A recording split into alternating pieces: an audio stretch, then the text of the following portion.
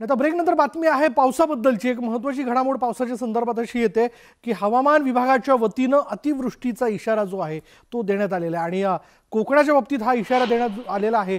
यातनं विजेच्या कडकडाटांसह जर आपण लक्षात घेतलं तर जोरदार पाऊस जो आहे तो कोकणातल्या काही भागांमध्ये पडू शकतो असं देखील यामध्ये सांगण्यात आलंय। सिंधुदुर्गात अतिवृष्टीचा इशारा, वाऱ्याचा वेग ताशी 40 किलोमीटर राहण्याचा अंदाज जो आहे तो वर्तवण्यात आलाय। हवामान तज्ञ डॉक्टर रामचंद्र साबळे आपल्या बरोबर आहेत। डॉक्टर रामचंद्र साबळे, काय सांगता येईल याबद्दल? हो, साधारणपणे आता सध्यालाच महाराष्ट्राच्या बराचसा पूर्व भागावरती ढगांची दाटी जमली आहे आणि काही ठिकाणी पाऊस देखील सुरू आहे। आताच मला काही थोड्या वेळापूर्वी कराडवरूनच फोन आला होता, तेव्हा तेच विचारत होते की ठिपके पडायला लागले, काय परिस्थिती राहील। तर इथून पुढे साधारणपणे 11 तारखेपर्यंत हे वातावरण असं राहणार आहे।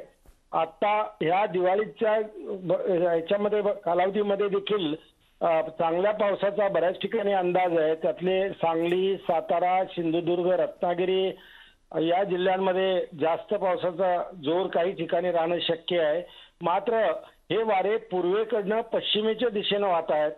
संपूर्ण दक्षिण भारतामध्ये आता सध्याला तमिळनाडू, त्याचप्रमाणे पांडिचेरी, त्याचप्रमाणे आंध्र, बरोबर, नंतर केरळ, नंतर कर्नाटक या भागातही पाऊस सुरू आहे। महाराष्ट्रातही पाऊस राहणार आहे आणि दिवाळीत पाऊस राहणार आहे हे निश्चित आहे आणि पुढे पण पाऊस राहणार आहे 11 तारखेपर्यंत मधून, कारण हवेच्या दाबाचं कमी दाबाचं क्षेत्र निर्माण झालेलं आहे संपूर्ण दक्षिण महाराष्ट्र, दक्षिण भारतावर आणि समुद्रामध्ये अरबी समुद्र, त्याचप्रमाणे हिंदी महासागर आणि बंगालचा उपसागर या तिन्ही महासागरांमध्ये हवेच्या दाबाचं कमी दाबाचं क्षेत्र निर्माण झालंय। 1010 हेक्टरपास्कल इतका कमी हवेचा दाब आहे।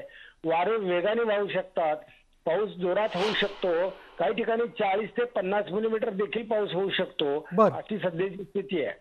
धन्यवाद या सगळ्या माहितीबद्दल। त्यामुळे जोरदार पावसाचा इशारा जो आहे तो दक्षिण भारतामध्ये काही ठिकाणी देण्यात आला आहे। त्यातल्या त्यात महाराष्ट्रात आपण बघतोय कोकणातल्या सिंधुदुर्गात जोरदार पाऊस पडू शकतो। पुढे पाहूयात, रिलायन्स उद्योग समूह कायम ग्राहक उपयोगी योजना पुढे आणण्याचा प्रयत्न करत असतं आणि त्या दृष्टीने यंदाही दिवाळीच्या या सगळ्या माहोलमध्ये काही वेगवेगळ्या योजना रिलायन्स उद्योग समूहाच्या माध्यमातून पुढे येताना दिसत आहेत।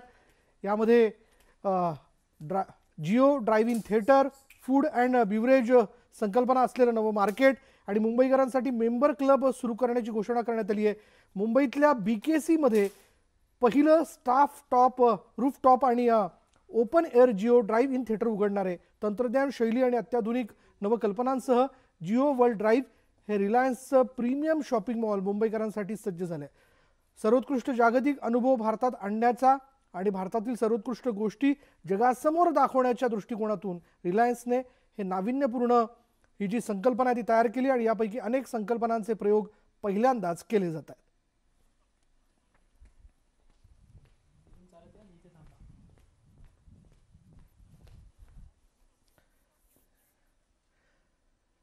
यानंतर मुलुक महाराष्ट्र या बुलेटिनमध्ये आज आपण इथेच थांबणार आहोत। उद्या पुन्हा एकदा भेटूयात काही नवीन घडामोडींसह। पहा फक्त न्यूज 18 लोकमत।